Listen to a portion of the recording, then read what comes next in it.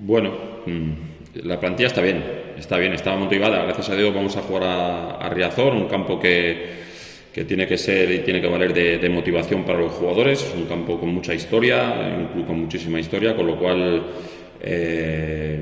sobrarían las palabras para tener que decir que el equipo no está bien. El equipo está animado, evidentemente. Fue un golpe duro, pero bueno, hay que levantarse, hay que seguir.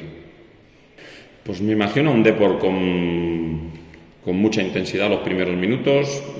Según vaya pasando el partido, si no hacen gol, pues seguramente con cierto nerviosismo. Me parece que va a ser un partido bonito, me parece que va a ser un partido atractivo para la gente que vaya.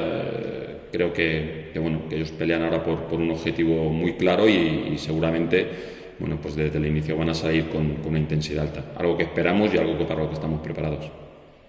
Seguramente porque en casa están consiguiendo victorias, fuera les está costando bastante más y Ganzábal, como todos sabemos, es un campo de hierba sintética. Aquí les costó bastante y creo que va a ser un partido distinto por eso, ¿no? Pero yo espero que veamos un Langreo atrevido, un Langreo alegre con balón, que quiera jugar, que quiera tener o que quiera ser protagonista y que vaya por el partido.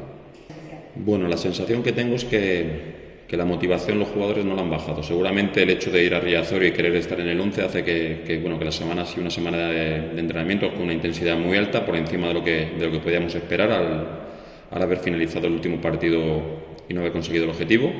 Pero bueno, al final es un equipo profesional, es un equipo que tiene que mirar de competir todos los partidos, se juegue o no se juegue algo y iremos a Riazor con la intención de poder sacar 3 puntos.